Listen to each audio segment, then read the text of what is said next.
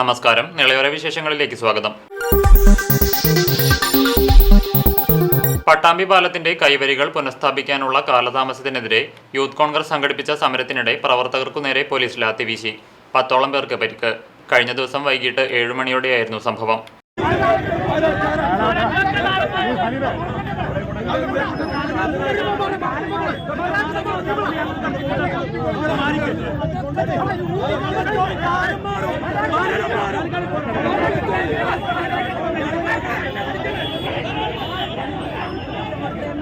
കനത്ത മഴയിൽ പാറത്തുപുഴ പട്ടാമ്പി പാലത്തിന് മുകളിലൂടെ ഒഴുകിയതുമൂലം പാലത്തിന്റെ കൈവരികൾ തകരുകയും ഇത് പുനഃസ്ഥാപിക്കുവാൻ ആഴ്ചകൾ പിന്നിട്ടിട്ടും നടപടി ഉണ്ടാവാത്ത സാഹചര്യത്തിലുമാണ് യൂത്ത് കോൺഗ്രസ് പ്രത്യക്ഷ സമരവുമായി രംഗത്തിറങ്ങിയത്. യൂത്ത് കോൺഗ്രസിന്റെ നേതൃത്വത്തിൽ പാലത്തിന്റെ കൈവരികൾ സ്ഥാപിക്കുവാനുള്ള നടപടികൾ സ്വീകരിക്കുന്നതിന്റെ ഭാഗമായിരുന്നു പാലത്തിന് മുകളിലേക്ക് പ്രവർത്തകർ പ്രതിഷേധ പ്രകടനവുമായി എത്തിയത്. എന്നാൽ പോലീസ് മാർച്ച് പാലത്തിന് സമീപത്ത് വെച്ച് തടഞ്ഞു. ജനങ്ങളോടുള്ള വെല്ലുവിളിയാണ് പാലത്തിന്റെ കൈവരികൾ പുനഃസ്ഥാപിക്കുവാനുള്ള കാലതാമസത്തിലൂടെ അധികൃതർ സ്വീകരിച്ചിരിക്കുന്നതെന്ന് നേതാക്കൾ കുറ്റപ്പെടുത്തി. നമുക്കറിയാം, പട്ടാമ്പി താലൂക്കിലേക്കാകട്ടെ, ഹോസ്പിറ്റലിലേക്കാകട്ടെ, കോളേജിലേക്കാകട്ടെ ദിനേന എന്നോണം ആയിരക്കണക്കിന് വിദ്യാർത്ഥികളും യുവജനങ്ങളും വയോജനങ്ങളും കടന്നു വരുമ്പോൾ അവർക്ക് സുഗമമായി യാത്ര ചെയ്യാനോ 1 മണിക്കൂറിൽ കുറയാതെ ബ്ലോക്ക് വരുന്ന ഒരു സാഹചര്യം നമുക്കിവിടെ ഉണ്ടായിട്ടുണ്ട്. എല്ലാ ദിവസവും പല സ്ത്രീകളും സ്വന്തം കൈക്കുഞ്ഞുങ്ങളെ എടുത്ത് കരയുന്ന കാഴ്ച ഞാനും നിങ്ങളും കാണുകയാണ്. ഹോസ്പിറ്റലിൽ പോകാൻ പറ്റാതെ, ഡയാലിസിസ് രോഗികൾ ഡയാലിസിസ് ചെയ്യാൻ പോകാൻ പറ്റാതെ പ്രയാസപ്പെടുമ്പോൾ ആ പ്രയാസത്തെ ഒരുപാട് കാലം നോക്കിക്കൊണ്ട് നിൽക്കാൻ ഇവിടുത്തെ യൂത്ത് കോൺഗ്രസിന് സജ്ജമല്ല, ഒരുക്കമല്ല കൊണ്ടാണ് ഈ സമരവുമായി നമ്മൾ കടന്നു വന്നത്. വളരെ കൃത്യമായി ഏറ്റവും പാലിക്കേണ്ട എല്ലാ നിയമങ്ങളും പാലിച്ച് എല്ലാ നടപടിക്രമങ്ങളും സ്വീകരിച്ചുകൊണ്ടാണ് യൂത്ത് കോൺഗ്രസ് ഈ സമരവുമായി കടന്നു വരുന്നത്. ബന്ധപ്പെട്ട അധികാരികൾക്ക് നമ്മൾ നിവേദനം കൊടുത്തു. ആ നിവേദനത്തിന്റെ ഫലമായിട്ടാണ് നമ്മൾ ഇങ്ങോട്ട് വന്നത്. 1 മാസക്കാലമായി ഈ പാലം ഇനി പണി കഴിപ്പിക്കാൻ വേണ്ടി പോകുന്നവർക്ക്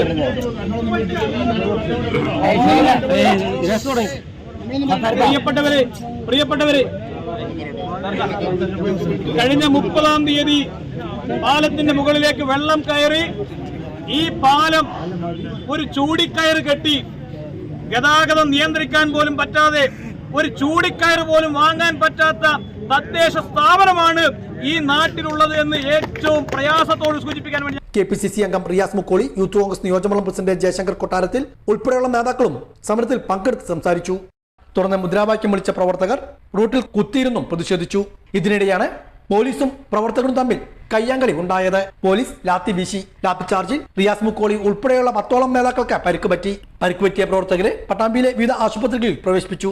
കഴിഞ്ഞ ദിവസം രാത്രി മണിക്കൂറോളമാണ് പട്ടാമ്പിയിൽ ഗതാഗതക്കുരുക്കും അനുഭവപ്പെട്ടത്. പട്ടാമ്പിയിൽ യൂത്ത് കോൺഗ്രസ് ഉൾപ്പെടെയുള്ള നേതാക്കളെ പോലീസ് മർദ്ദിച്ച നടപടിക്കെതിരെ UDF സംഘടിപ്പിച്ച പ്രതിഷേധ മാർച്ചും സംഘർഷാവസ്ഥയ്ക്ക് ഇടവരുത്തി. പോലീസും പ്രവർത്തകരും തമ്മിൽ വാക്കേറ്റവും ഉണ്ടായി. യൂത്ത് കോൺഗ്രസ് നടത്തിയ സമരത്തിനിടെ പോലീസ് ലാത്തി വീശി പ്രവർത്തകരെ മർദ്ദിച്ച നടപടിയിൽ പ്രതിഷേധിച്ചാണ് UDFന്റെ നേതൃത്വത്തിൽ പട്ടാമ്പിയിൽ പ്രതിഷേധ മാർച്ച് നടത്തിയത്. മേലെ പട്ടാമ്പി ചെറുപ്പശ്ശേരി റോഡ് ജംഗ്ഷനിൽ നിന്നുമാണ് മാർച്ച് ആരംഭിച്ചത്. നിരവധി പ്രവർത്തകർ മാർച്ചിൽ അണിനിരന്നു.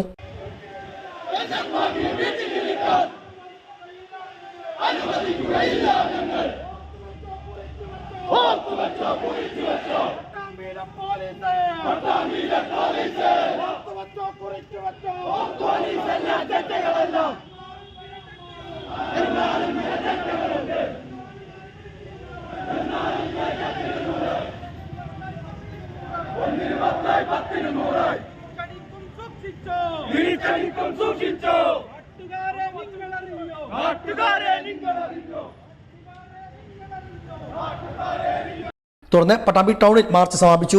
ഇതിനിടെ പോലീസും സമരക്കാരും തമ്മിൽ വാക്കേറ്റവും ഉണ്ടായി. ഇത് സംഘർഷാവസ്ഥയ്ക്ക് ഇടവരുത്തി. നേതാക്കളായ KP Vapputty, Jithesh Mozhikkunnam, KR Narayanaswamy, PK Unnikrishnan, മറ്റു മണ്ഡലം പ്രസിഡന്റുമാർ, ജില്ലാ നേതാക്കൾ തുടങ്ങിയവരും പ്രതിഷേധ മാർച്ചിന് നേതൃത്വം നൽകി.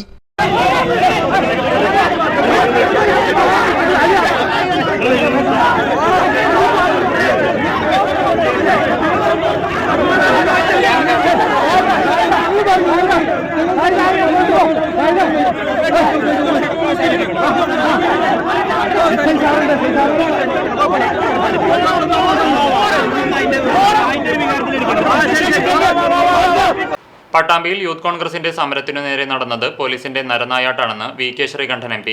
പോലീസിലെ ക്രിമിനലുകളാണ് ഇതിന് പിന്നിലെന്നും ഇത്തരക്കാർക്കെതിരെ നടപടി വേണമെന്നും VK ശ്രീകണ്ഠൻ ആവശ്യപ്പെട്ടു.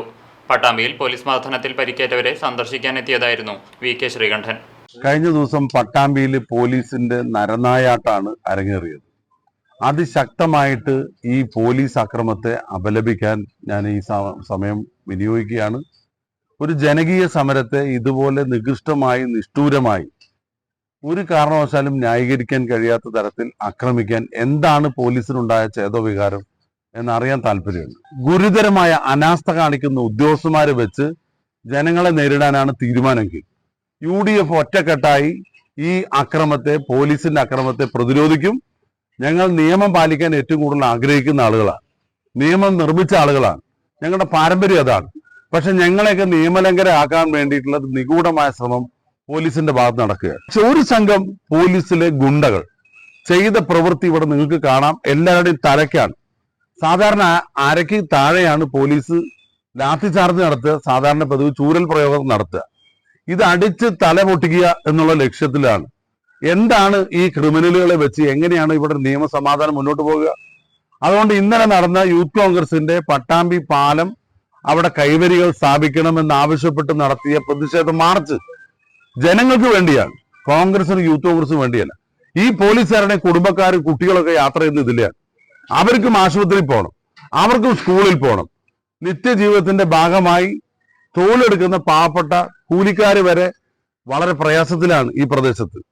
അവരുടെ സഞ്ചാര സ്വാതന്ത്ര്യം പുനഃസ്ഥാപിക്കണമെന്ന് ആവശ്യപ്പെട്ട് നടത്തിയ ഒരു പ്രതിഷേധ സമരത്തെ ഇതുപോലെ ആക്രമിച്ച് അടിച്ചോടിക്കാൻ മാത്രം എന്ത് പ്രകോപനമായി ഉണ്ടായതെന്ന് ഉന്നത പോലീസ് ഉദ്യോഗസ്ഥന്മാർ വ്യക്തമാക്കണം.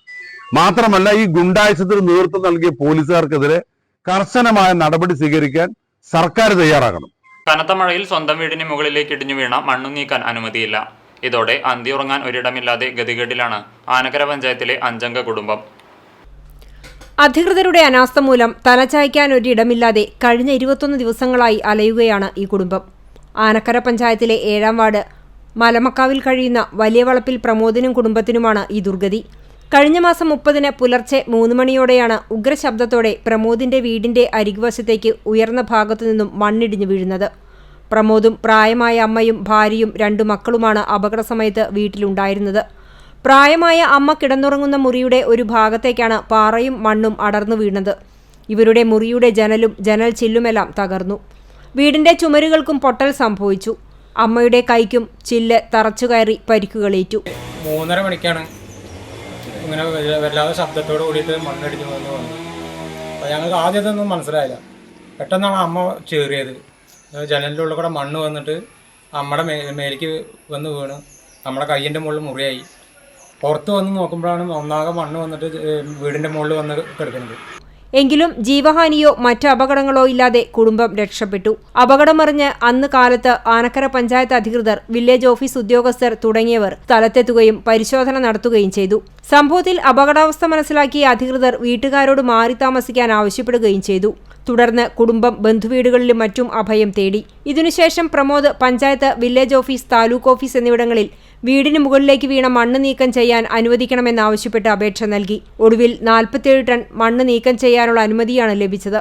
എന്നാൽ 6 ലോഡ് മണ്ണ് നീക്കം ചെയ്തപ്പോഴേക്കും അനുവദിച്ച 47 ടൺ അളവ് പൂർത്തിയായി. വീടിന്റെ ചുമരും ജനലുമെല്ലാം മൂടിയ മണ്ണ് പിന്നെയും ബാക്കിയായി. ഇതോടെ വീടിന്റെ ഒരു വശത്തെ ചുമർ മൂടിക്കിടക്കുന്ന ബാക്കി മണ്ണുകൂടി നീക്കം ചെയ്യണമെന്നാവശ്യപ്പെട്ട് പ്രമോദ് വീണ്ടും അപേക്ഷ നൽകി. എന്നാൽ നാളിതുവരെയായിട്ടും മണ്ണ് നീക്കാൻ അനുമതി ലഭിച്ചില്ല.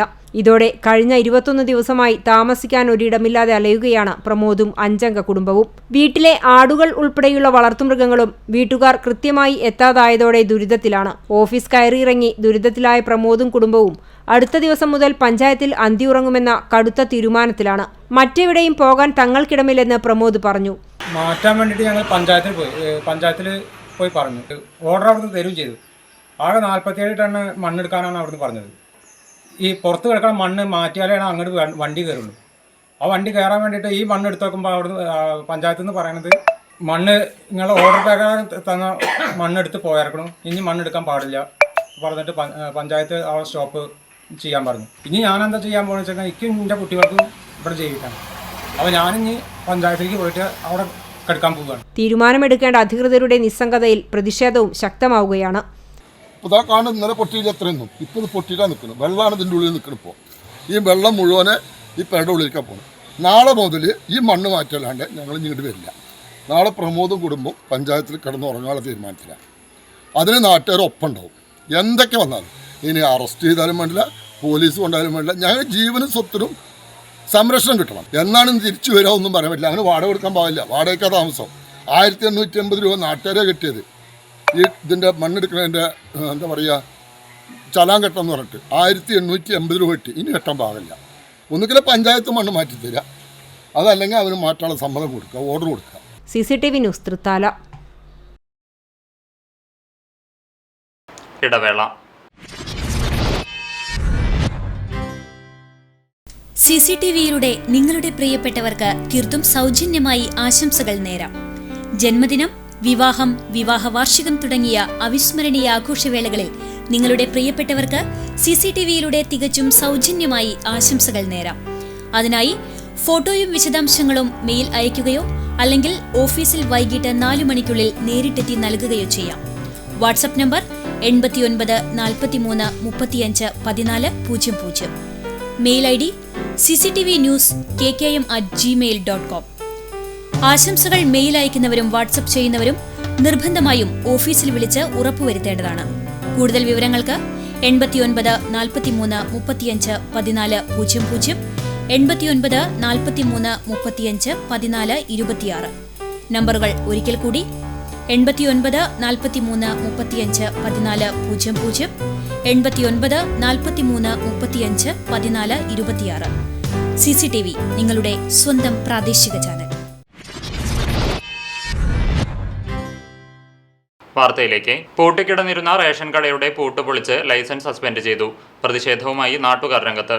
പോലീസുമായി വാക്കേറ്റവും നടന്നു.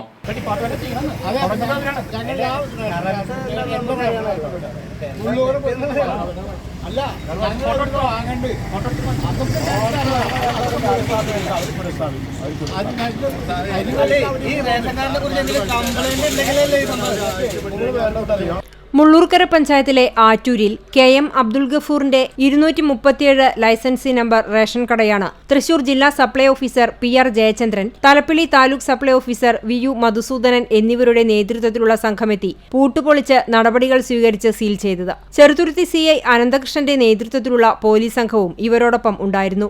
പൂട്ടുപൊളിച്ച് പരിശോധന നടത്തി അരിയും ഗോതമ്പും മറ്റു സാധനങ്ങളും ലോറിയിൽ കയറ്റിക്കൊണ്ടുപോവുകയും ചെയ്തു.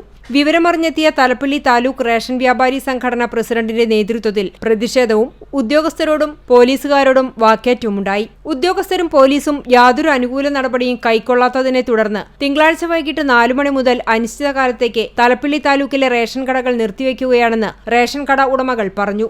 ഈ റേഷൻ കട ഇവിടെ പൂട്ടിയിട്ടുള്ളത് നിയമവിരുദ്ധമായിട്ടുള്ള പ്രവർത്തനങ്ങൾ ജില്ലാ സപ്ലൈ ഓഫീസറുടെ അമിതമായിട്ടുള്ള അധികാരം ഉപയോഗിച്ചുകൊണ്ട് ഈ റേഷൻ വ്യാപാരികളെ നിരന്തരം പീഡിപ്പിച്ചുകൊണ്ടിരിക്കുന്ന ഉത്തമ ഉദാഹരണമാണ് ഇപ്പോൾ ഇവിടെ നടക്കുന്നത്. ഭാവി പരിപാടി എന്താ നിങ്ങളുടെ? ഭാവി പരിപാടി ഇത് ഇപ്പോൾ സമയം തന്നെ 1 മണി ആയിട്ടുണ്ട്. ഈ 1 മണിക്ക് 12 മണി തൊട്ട് 4 മണി വരെ റേഷൻ കട ഒഴിവ് സമയമാണ്. ആ ഒഴിവ് സമയത്ത് വന്നിട്ട് റേഷൻ വ്യാപാരിക്ക് ഒരു നോട്ടീസ് പോലും കൊടുക്കാതെ ഈ 4 മണിക്ക് മുമ്പേ വന്നിട്ട് ചെയ്യുന്നത് മറ്റൊരു നിയമവിരുദ്ധ നടപടിയാണ്. ഞങ്ങൾ കോടതിയിൽ പോയിട്ടുണ്ട്. കോടതിയുടെ വിധി നമുക്ക് മിഠായി മേടിച്ചോണ്ട് പറ്റില്ല. കോടതി ആ കേസ് പരിഗണിച്ചുകൊണ്ടിരിക്കുകയാണ്.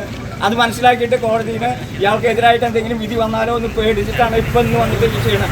ഈ മാസം 8-ാം തീയതിയാണ് അബ്ദുൽ ഗഫൂറിന്റെ റേഷൻ കടയിൽ അഴിമതി നടന്നിട്ടുണ്ട് എന്നാരോപിച്ച് പരിശോധന നടത്തിയിരുന്നത്. പിന്നീട് റേഷൻ വ്യാപാരികൾ ഹൈക്കോടതിയെ സമീപിച്ചിരുന്നു. ഹൈക്കോടതിയുടെ നടപടിക്രമങ്ങൾക്ക് കാത്തുനിൽക്കാതെയാണ് തൃശൂർ ജില്ലാ സപ്ലൈ ഓഫീസറുടെ ഇപ്പോഴത്തെ നടപടിയെന്നും ഇതിനെതിരെ പ്രതിഷേധിച്ചാണ് റേഷൻ കടകൾ തുറക്കാതിരിക്കുന്നതെന്നും തലപ്പള്ളി താലൂക്ക് റേഷൻ വ്യാപാരി president K. Sethumadhavan, secretary Sebastian Kochery എന്നിവർ പറഞ്ഞു.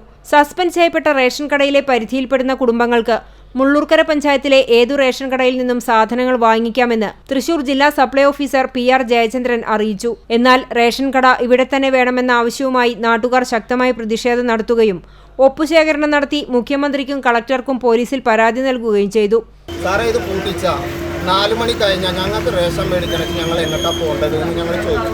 അപ്പോൾ ആ സാറിൻ്റെ മറുപടി ഒന്നെങ്കിലും മുള്ളൂർക്കര പോകണം, അല്ലെങ്കിൽ താഴ്പ്പുറ പോകണം. അപ്പോൾ ഈ താഴ്പ്പുറക്കും മുള്ളൂർക്കരം പോകണമെങ്കിൽ 60 റുപ്യ ആവും. റേഷൻ വാങ്ങാൻ 10 റുപ്യ മതി.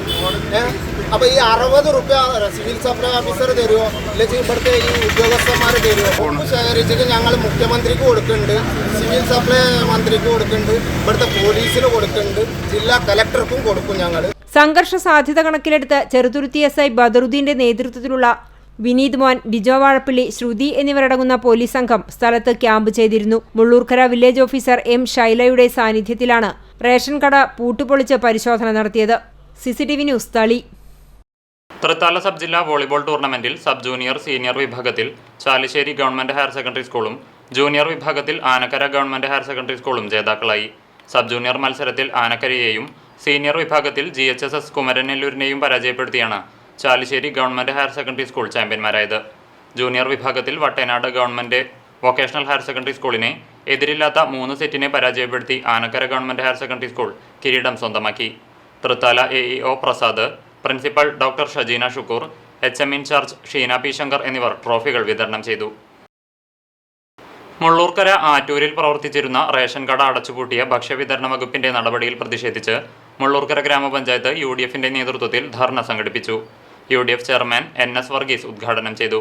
ബാലകൃഷ്ണൻ വടക്കൂട്ട് അധ്യക്ഷത വഹിച്ചു. മുസ്ലിം ലീഗ് ജില്ലാ vice president MP Kunhikoya Thangal മുഖ്യപ്രഭാഷണം നടത്തി. ബ്ലോക്ക് കോൺഗ്രസ് കമ്മിറ്റി മുൻ president K Prasad Attoor, Sreeyesh Narippatta, Prakashan master തുടങ്ങിയവർ സംസാരിച്ചു.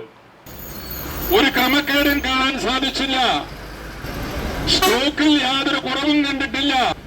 വിതരണത്തിൽ യാതൊരു ക്രമക്കേടും കണ്ടില്ല. പേമാരിയെ തുടർന്ന് വെള്ളം കയറിയ ഭക്ഷ്യധാന്യങ്ങൾ എടുത്ത് നശിപ്പിച്ചു അവരുടെ സാന്നിധ്യത്തിൽ. പക്ഷെ അവിടെ അന്ന് അവർ കണ്ട ഒരു തെറ്റ്, ഈ റേഷൻ കടയുടെ തൊട്ടേ ഒരു ഭക്ഷ്യധാന്യങ്ങൾ പൊടിക്കുന്ന ഒരു മില്ല് പ്രവർത്തിക്കുന്നു. ആ മില്ലിന്റെ ഉടമയും റേഷൻ കടയുടെ നടത്തിപ്പുകാരനും ഒന്നാണ്. അത് തെറ്റാണ് എന്നാണ് ആ ഡിപ്പാർട്ട്മെന്റിന്റെ കണ്ടെത്തല്. നവമാധ്യമ കാഴ്ച.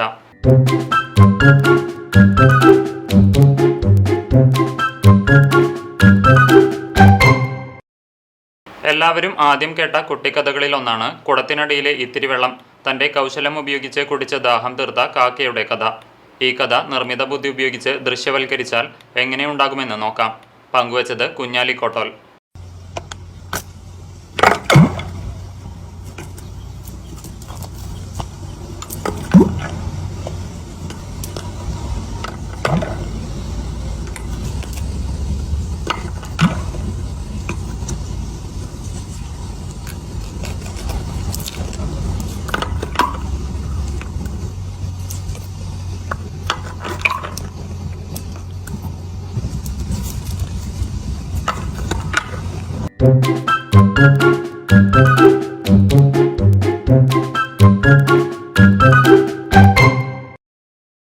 ഇതോടെ നിളവര വിശേഷങ്ങൾ സമാപിക്കുന്നു. നമസ്കാരം.